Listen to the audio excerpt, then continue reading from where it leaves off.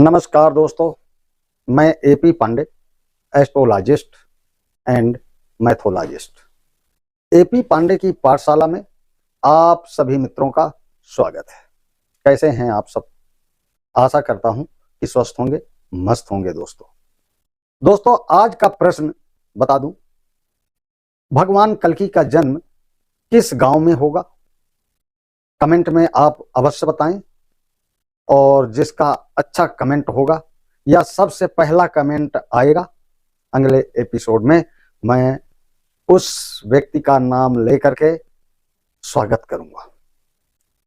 तो आज पाठशाला में मैं बताने वाला हूं कि भगवान कल्कि का जन्म तो 101% होना है, क्योंकि हमारे पुराणों में, वेदों में इसका वर्णन है और हमारे वेदों से विज्ञान है। हमारे वेदों में जितनी बातें लिखी हुई थी 101% सत्य होती गई।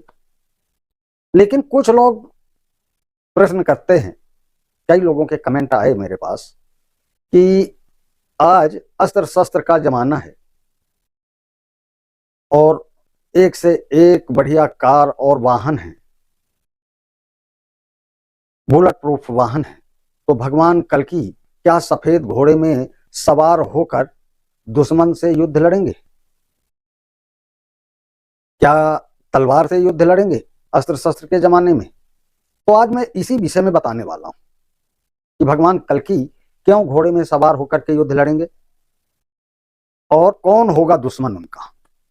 तो सबसे पहले मैं बता दूं कि भगवान कल्कि पृथ्वी पर अवतार लेंगे तो शत्रु कौन होगा।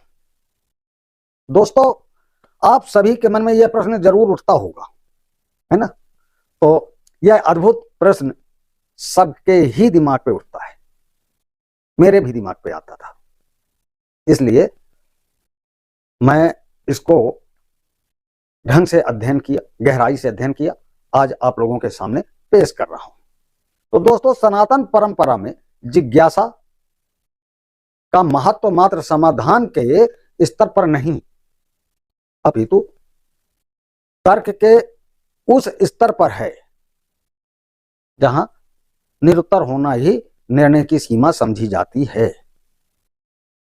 हमारा प्रश्न है, ईश्वर के अवतार तथा उसके अवतरित होने के कारण क्या है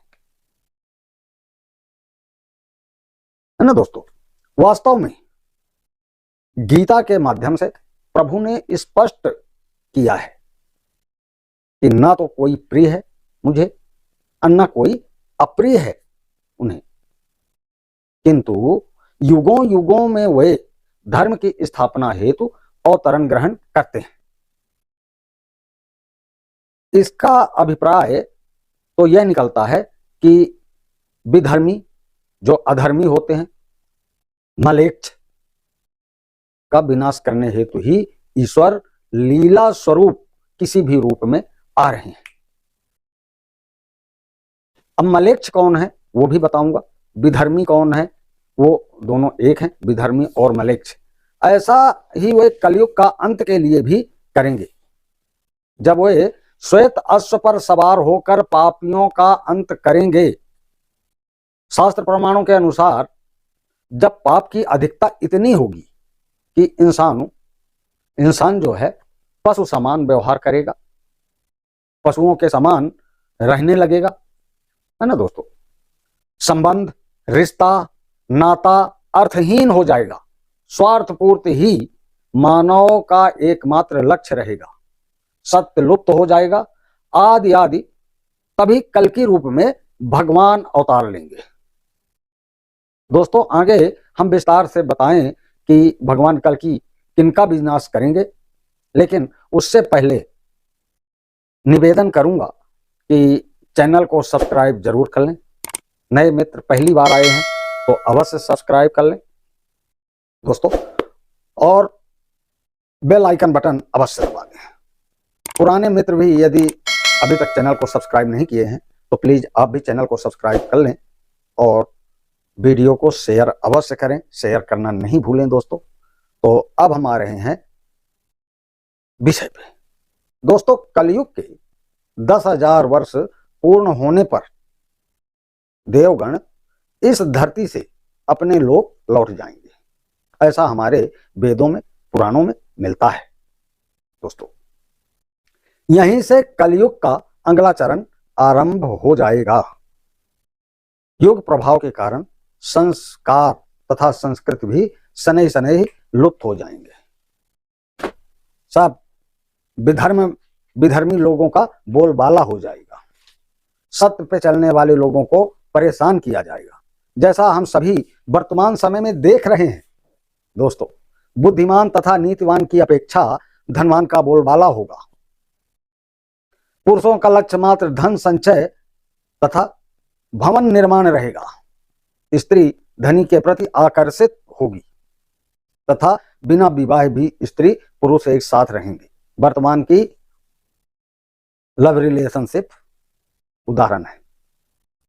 ऐसे अनेक तथ्य शास्त्रों में वर्णित हैं जो हमारे कालखंड में घटित हो रहे हैं। अभी वर्तमान में हम सिर्फ अनुमान लगा रहे हैं। जहां तक मैंने पढ़ा है, कल्कि घोड़े पर सवार होकर धनुष तलवार आदि से लड़ेंगे, पर यह तरीका आज ही हथियार युग से बिल्कुल नहीं मिलता।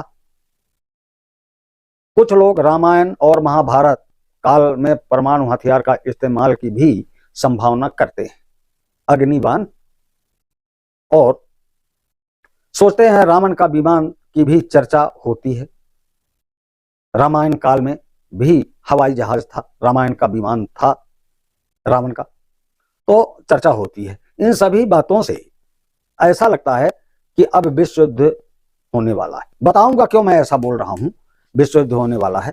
पर संजय की महाभारत जब हुआ था, धृतराष्ट्र को संजय जो बताए थे, तो उस समय ये भी लोग मानते थे कि दूरदर्शन था। तो जब उस युग में विमान था, यानी विज्ञान हमारा इतना विकसित था, उस युग में परमाणु बम था जिसको हम अग्निबाण के नाम से जानते हैं, उस युग में सुदर्शन चक्र था कि नाम जिसका लिए, जिसके नाम से छोड़े वो उसी को मार के आता था। उस युग में संजय पूरी महाभारत देख करके धृतराष्ट्र को सुनाए, तो लोगों का अनुमान है कि उस युग में भी दूरदर्शन था। उस युग में सभ्यता थी, लेकिन धीरे धीरे सभ्यता लगभग खत्म हो अपनी और सभी की आधुनिक हथियारों में जो जैसा विकास होता गया। अभी तो एक बार पूरा महाभारत के बाद सारे अस्त्र शस्त्र, रामायण के बाद सब खत्म हो गए, फिर विज्ञान विकास किया।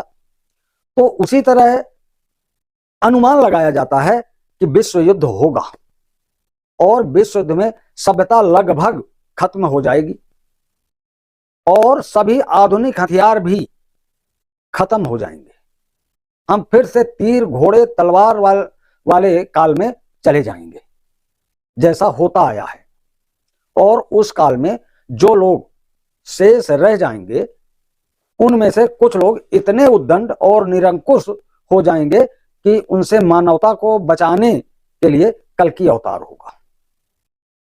पर आप चिंता न करें, जब यह भविष्यवाणी की गई थी तब इस्लाम भी नहीं था, ईसाइयत का भी कोई नामो निशान चिन्ह नहीं था।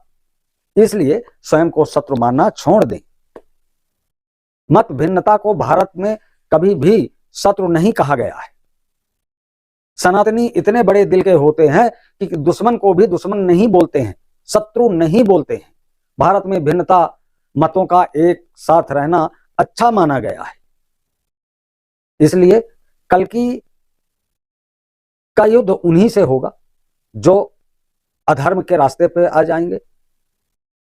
धार्मिक स्थानों को तोड़ना और पूजा पाठ नहीं करने देना और पशुता में जो उतरेगा उन्हीं का विनाश करेंगे और पुनः धर्म की स्थापना करेंगे। वो कोई भी हो, हिंदू हो, मुस्लिम हो, सिख हो, ईसाई हो, किसी भी धर्म का हो, अगर अधर्म पे उतरेगा तो भगवान कल्कि उनका विनाश करेंगे। तो दोस्तों वीडियो कैसा लगा? यदि अच्छा लगा हो तो प्लीज चैनल को सब्सक्राइब कर लें, बेल आइकन बटन अवश्य दबा दें और वीडियो को शेयर कर दें। जय हिंद, जय भारत, जय महाकाल, हर हर महादेव।